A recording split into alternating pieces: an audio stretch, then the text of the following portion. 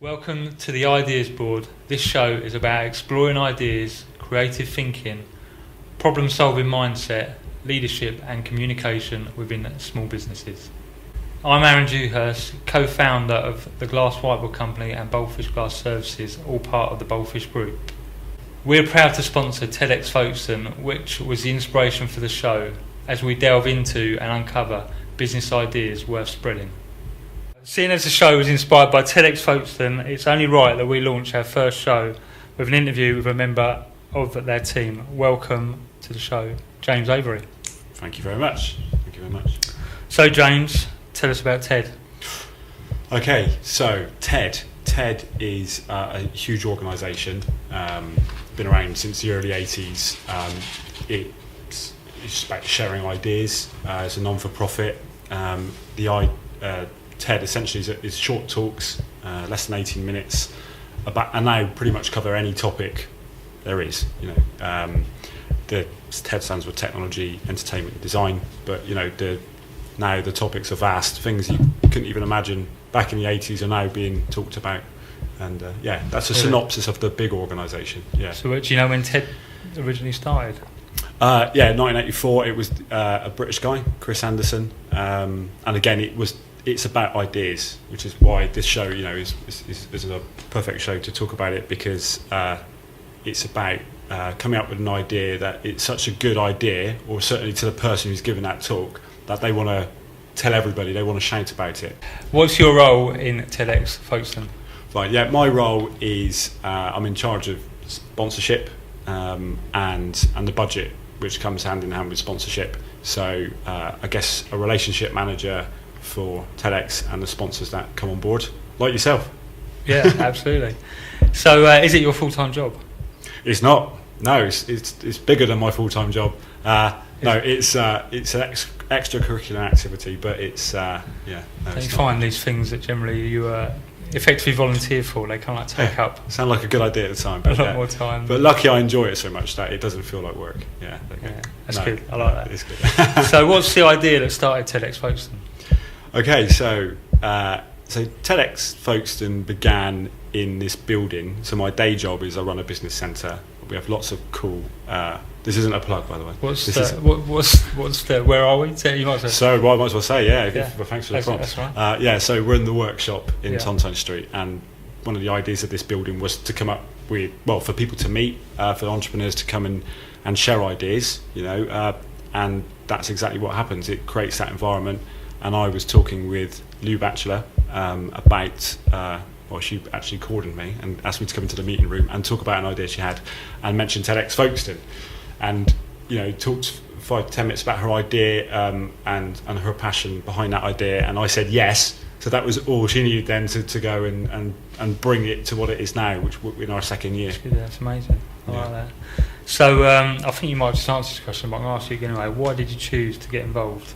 No, I suppose I chose to be involved because I think, one, that's what my day job's about, trying to, help people share ideas. But this whole Folkestone is a town that could be, it's great, but it could be even better. And I think the regeneration project that's going on works hand in hand with what TEDx Folkestone can do.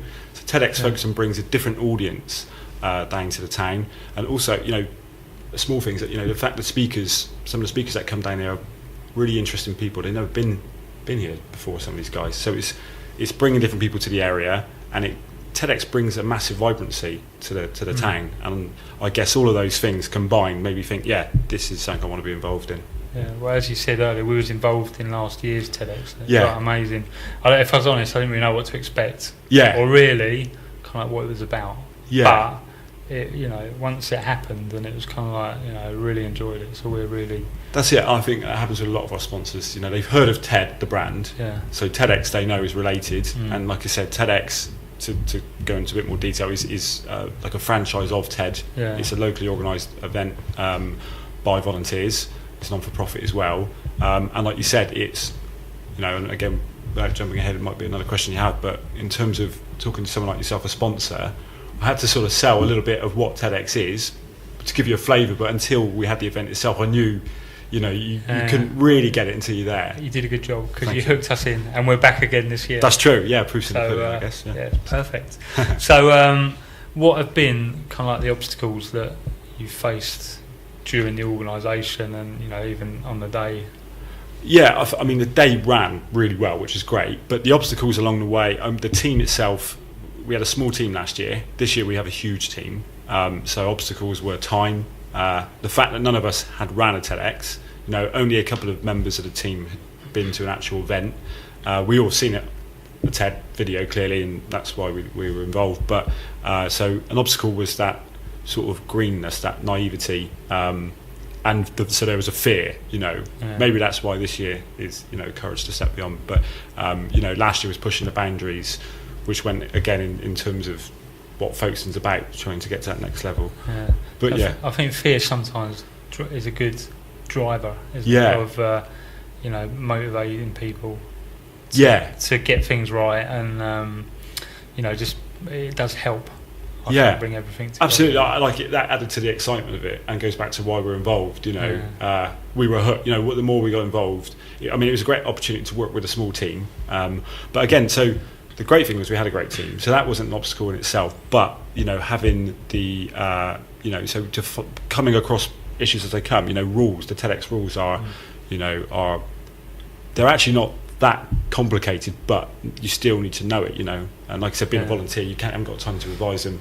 So it was typically, we've come across this. Right? Do we need to actually email TED, or is there something in the rules with sponsorship what you can and can't tweet? That's something we came across. Yeah, I know we was a little bit worried. Not worried, but it was kind of like it did feel a little bit of pressure. Yeah. As to I don't know what was going to happen if we did the wrong thing. Yeah, I know what you mean. But you kind of like, it was as if you were going to go to prison, maybe. Yeah, that's right. For like tweeting the wrong. Yeah, that's it. And because we were new, we didn't want to. It was our first license, so we felt we had something to prove as well. And I think that's probably why what probably came from us was a little bit of tentative. Whereas now this year I'm laid back and like, you can do that. Yeah, you can do that. That's great. But last year you probably felt a lot of that. Yeah, I did feel the tension. But in terms of how you overcome it, like you said, this year, we put together a fact sheet which is on its way over, and I think that will allow.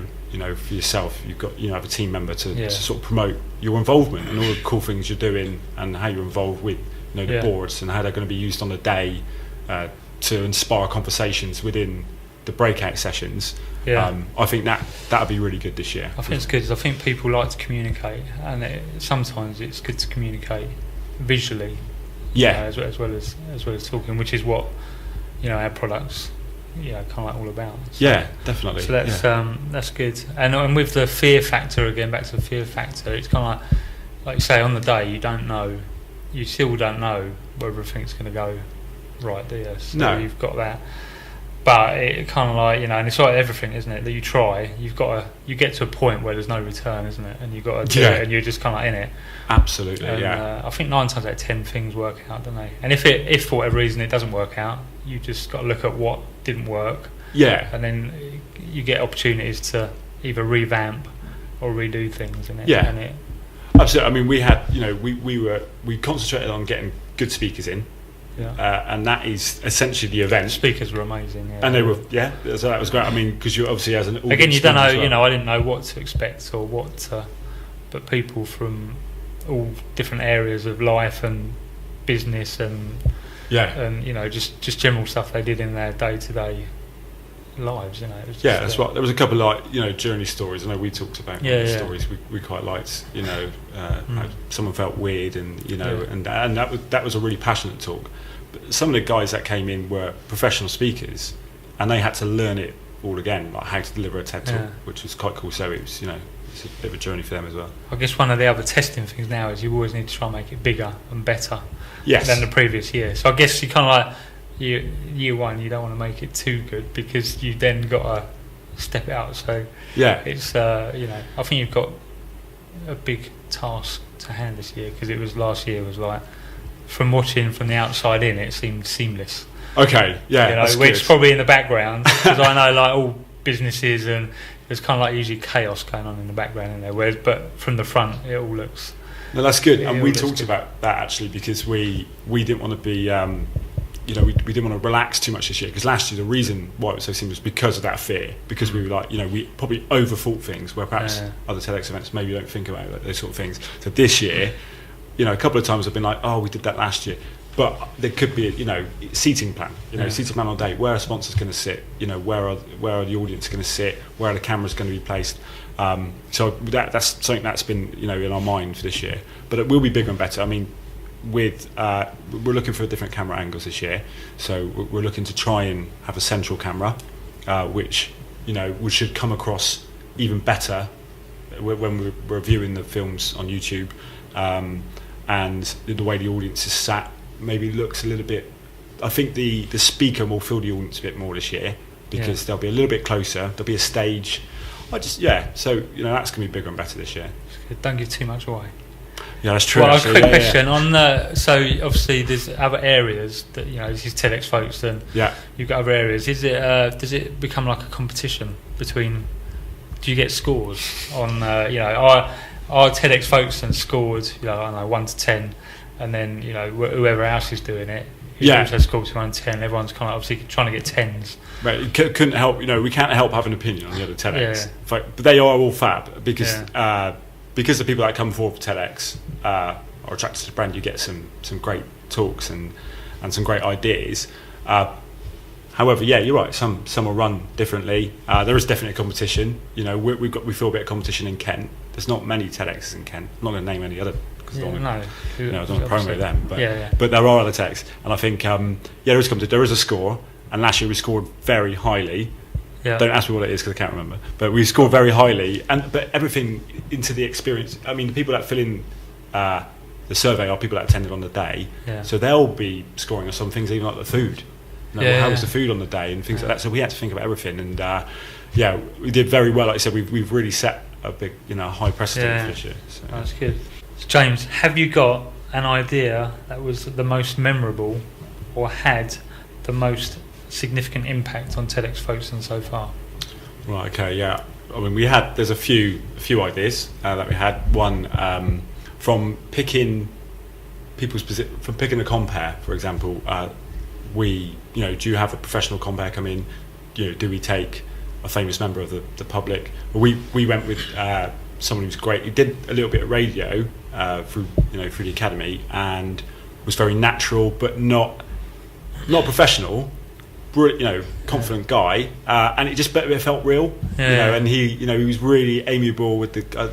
It was good. I remember it, because he was he was quite funny as well, wasn't he? Yeah, he was. He got more confidence, and he got a little bit heckled as well, didn't he? I think. And, that's it. It was. You know, but because he wasn't a pro, I think you can see his own journey through the day as a comp. I mean, he'd never done it before. No, you know? I didn't know that he didn't. You know, it wasn't his thing. Ah, right, okay, cool. No, that's good. And then I kept putting him on the spot, because as the day went on, I thought, I'm going to get some shout outs. So I was like, you know, let them know the photographer's taken 1,000 photos, you know, and he put his own little spin on it, and like you said, his own little joke, which were all terrible, you know. They were bad jokes, but so bad they were good. So that was cool. And, you know, like you said, an idea from the group, which was like our secret ending, because it is about, although it wasn't going to be filmed, a performance at the end, which I think threw everybody, which was great.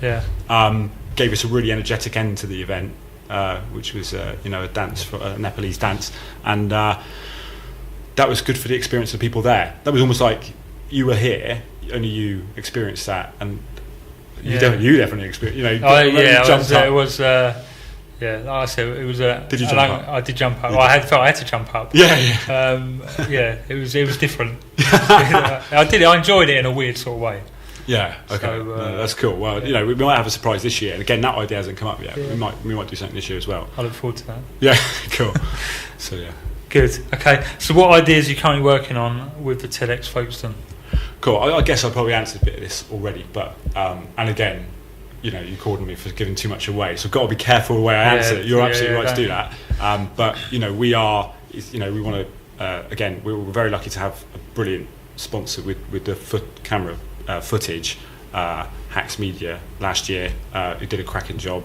We've got Prisma this year, and they have got the spec to try and make it as professional as possible, whilst reminding everyone that this is a local event. We're not trying to pretend to be TED. But we do want the speakers to have the best opportunity to come across as well as possible, and also to feel a bit of the crowd audience. Yeah. So editing is one thing, the selection of speakers are fab. Again, it really fits with the theme, courage. There'll be some of the ideas which we haven't finalised yet are going to be around how we position the talks during the day. That's always quite fun because everyone has different opinion, everyone has a different opinion on what talks go through, but the day has to have its own journey, and you know what I mean, like certain talks couldn't sit next to each other. But did the speakers ever change their talks? They can't present one to you, and that's how they get in. Are they allowed to change? Yeah, one or two did. We asked people to not do that if possible, but of course they're gonna, it's their talk, and we respect that they're going to make changes. We ask for a final script before rehearsal, and we have a rehearsal the day before. So I guess perhaps when they've actually rehearsed the day before with the cameras on them, that's the most real day they're going to get as an experience. I bet. Well, what happened last year? A couple of people thought, I need to make a last minute tweet, which is fine. Yeah. So they do. I mean, we had one performer last year, Randolph Matthews.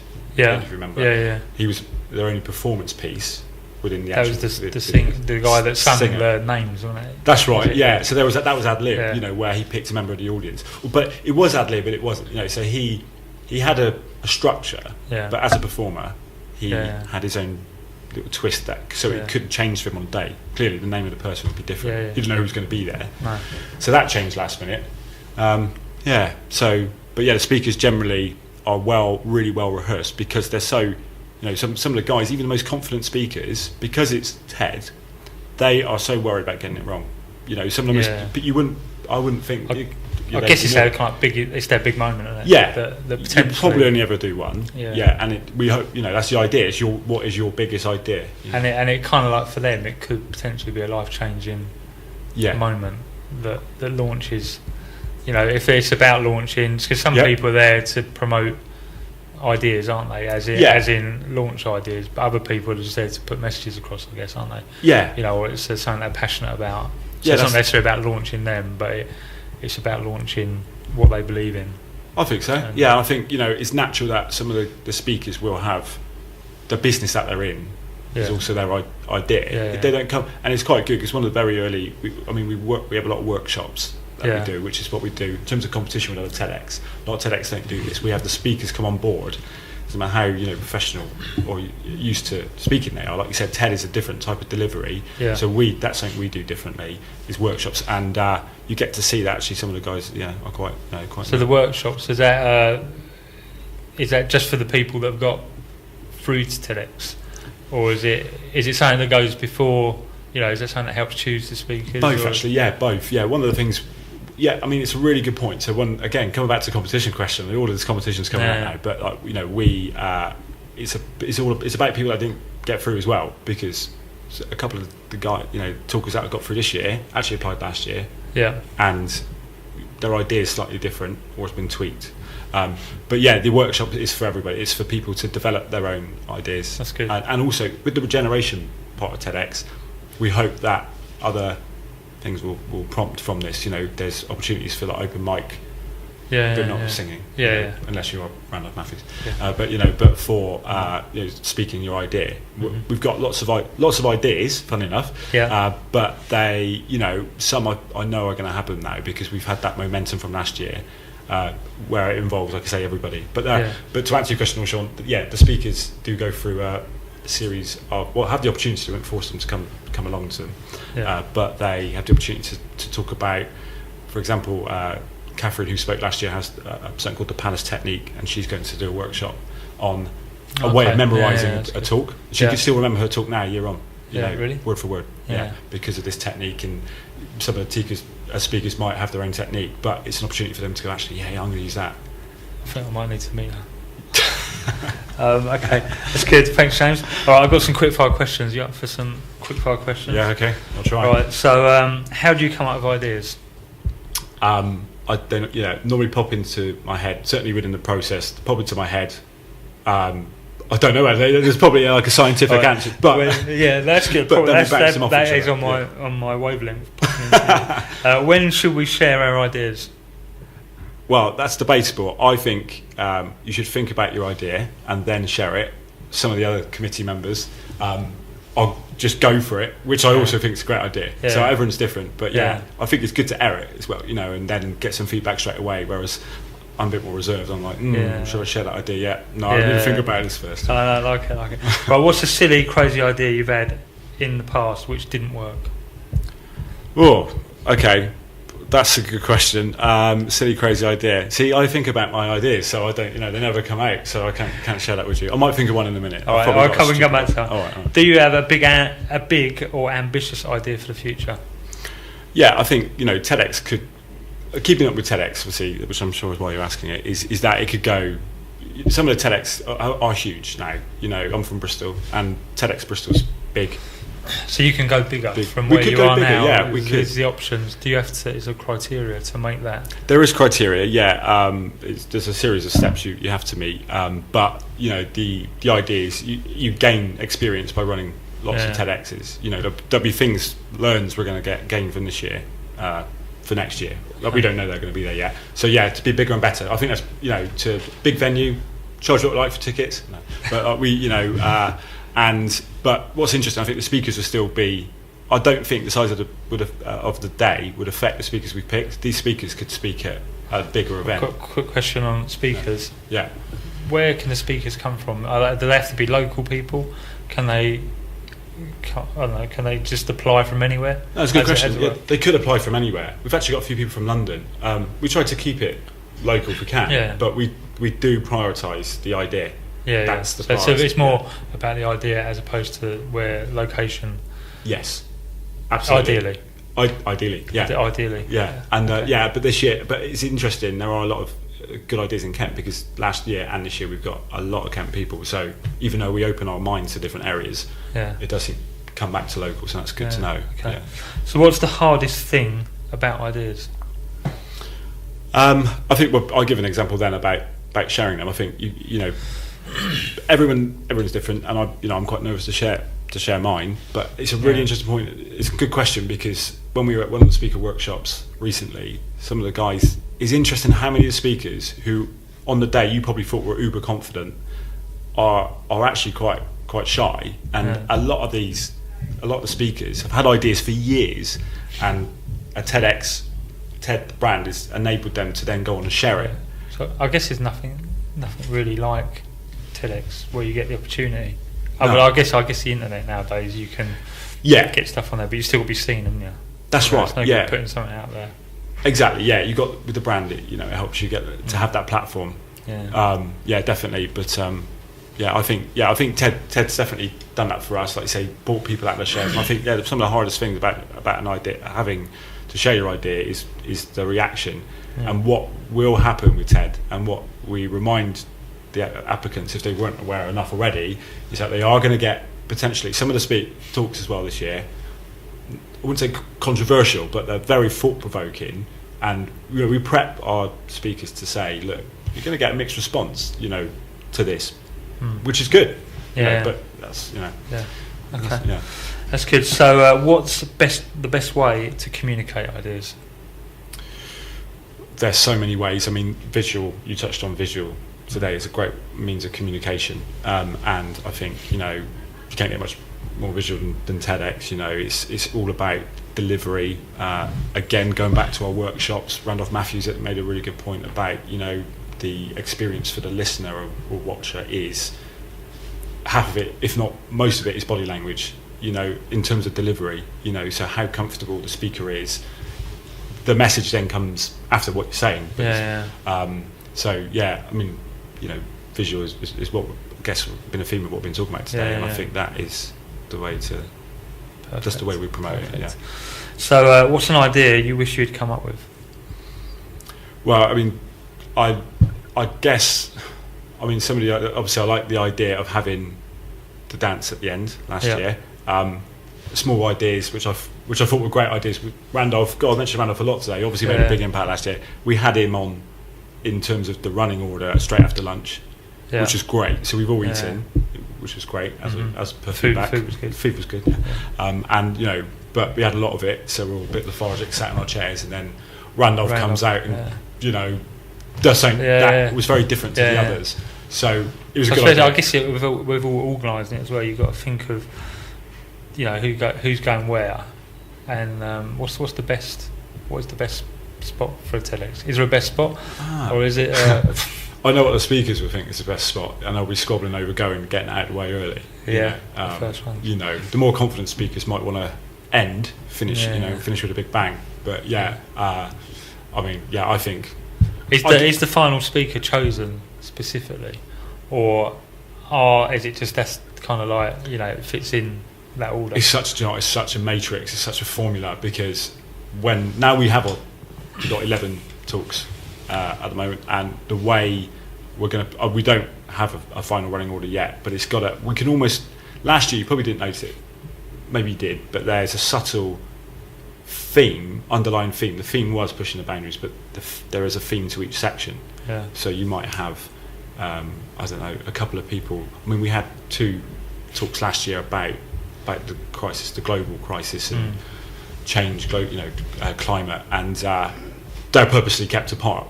In this case, so there's lots of little factors, and we kept them apart because they're naturally comparable. But we tried to put them in different sections. And those 2 speakers were different. Very different delivery. One was very calm. Yes. The other one was not. He wasn't calm, but he was quite full on, wasn't he? So passionate, about his idea. So I felt like my hair was blowing when he was talking. Yeah, that's good, because I know he was going for that. Yeah, he was aiming for that. Yeah, and actually, when we met again, we had something else we do. Is after the. I was a bit scared to meet him. They're all like celebs after, aren't they? Yeah. But we met. We have like a Q&A, a debrief, where all of our speakers will meet. And this is another thing we do different to other TEDx's. Don't give too much away. No, this fine. We did it. They want to be on it now. Well, they get an opportunity to have a Q&A. We run it in various places, trying to spread it around Folkestone. And Simon Coleman, who was really passionate about his topic. You could see, just watching it again, he was really passionate. It all came back to him, which is great. Was he a little bit emotional? Yeah. It was a little bit. Yeah. I felt emotional for him. Yeah, absolutely. I think a lot of the speakers are, but it's their one talk, isn't it? They are super passionate about what they do. I think even with the amount of times they rehearse it, you'd think they probably lose a little bit of that emotion, almost attach themselves. But I think when on the day they know this is it, you can. I think they were all amazing, but he stood out. He didn't want to miss his opportunity. Yeah, it was like he knew it was kind of like his one and only chance to. Absolutely, and this year, like you say, again, we've got some great talks, and it's going to be interesting to see which one. And everybody's different. Well, I've spoken to so many people about it, and each of the committee have their own opinion on the day. Everyone's favourite talk is different, and it's hit them in a different way. And the way, like you said, when we break out and we're using boards and people are sticking up their ideas and their faults, what's your fault in one word, it's just totally different how it's affected people. Again, power of TEDx. It's definitely good. Perfect. So what was your favourite TED talk? I think you might have answered this, but you're going to have to answer it again. Well, I had a few actually, but because you've asked me, I'm not going to bottle it. Yeah, go on. Just do it. No, mine is Emily Peasgood. Yeah, she was about hilarious. I can't remember her actual title, but what was about for me was she had felt like she was weird, or as an outcast all these years, and it's okay to be different. And then when the way she delivered it was absolutely fantastic. It was a performance, really. And then she, as she went through the story, it was, what's going to happen next. And then at the end, when she delivered everything she's achieved in a short space of time, herself being told not to do something, then going, I'm going to do it. And what she'd achieved, was like incredible. And I think that was the only time I'd seen people actually visibly a few tears in the audience, visibly moved by it. That was good. And that was just before lunch. There you go. So that was really thought-provoking. There is a theory in where they're placed, because it was a very thought-provoking talk that then made you think about all of the other. Who gets to choose what order they're going, or is it like a communal discussion? I don't know. We've never had a position where we've had to. It's always been collaborative. It almost sounds like I'm making it up. Like we're just like everyone just agrees. Impossible, it's impossible. Yeah. But it just happens. Like, you know, everyone's got some strong personalities in a committee, but we've never really disagreed. Even with the speakers this year, it sort of, there wasn't like an assumptive close. There was, oh right, we've got, okay, that's our list. You know, it just sort of happened. Everyone voted. Why do you think? Why is that? What is it? What's different with? I mean, if it's in a business, you know, you've always got somebody kind of wants to have the overall control. Yeah, that's true. The actually, final say in it, but because it is a bit like a business. with the TEDx, or from what you're saying, it's kind of like everyone's just happy to. Perhaps everyone's just happy to be a part of it. Yeah, and, I think it's, you know, I think because no one owns it, you know, there's no hierarchy. That might help because we're all on an even par, and we've all got each other's back. And again, I don't want to make it sound like it's not, because it really is like that, you know. But I think because everyone's even, you know, Liu's the license holder. Liu, I guess, is like a chair of the group. Yeah. But there's no, you know, I guess Liu probably have the final say on certain things. Yeah. But with order, I think it will just all come together, and there'll be a lot of theory. And because we explain why we, you know, you often go, oh yeah, you know, again, that was a good idea. Yeah. I guess it's that all the people as well. They're all coming from different backgrounds, different experiences. So a lot of people are bringing different ideas. Yeah. That, you know, I like listening to other people. Yeah. And getting ideas from other people, because it's, you know, they've experienced something you haven't experienced, I guess. So if everyone's kind of bringing it in from different backgrounds, maybe that's what makes it work. Yeah. Because they're, you know, not everybody's got the same experience. Yeah, so that, I think that's probably something in that, because there's a real mix. You know, I'm not particularly from a marketing background, but there's a few marketing people, and it's things I've not heard before. I might probably say come up with ideas and suggestions that other people haven't thought of. So probably keeps you on your toes in that way. Nice. Okay, right. This is a good one. If you were to do a TED talk, what idea would you share? One of my interests is space, but there's a bit of a joke in the team because I'm always late for meetings. Okay, so I've noticed. No, I haven't noticed. No, cool. So I've got this idea that I would talk about being late.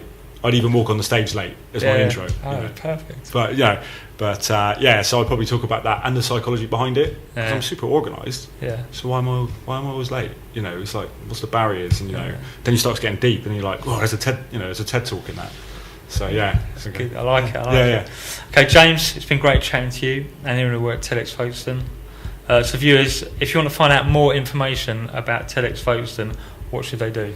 They can log on to www.tedxfolkstone.com. I think it's .com. And it's there's a contact form on there. We can also, there's an email address on there as well. hello@tedxfolkstone.com again. Yes, cool. I'm just convincing myself. Yeah, so contact us that way. But we are on social media outlets: Twitter, Facebook, LinkedIn. Any questions? There's a lot of social activity between now and the event, but it will also continue after. There will be follow-up events, etc. So keep your eyes peeled. Perfect. And have you got any last words or shout-outs that you want to do? Tickets go on sale on Sunday. I'm not sure when this goes out. So at 10 a.m. Where do they go on sale? They go on sale on the Coulter House website. Right. Okay. So make sure you get tickets. 100 tickets. They're £15. And if not, if you don't get a ticket, all TEDx videos will be uploaded within a very quick time frame. So there'll be an opportunity to watch every talk. So that's the great thing. Everybody gets an opportunity to watch it. Perfect. Nice one. Okay. Thanks, James. Thanks a lot, Aaron. And goodbye. Bye.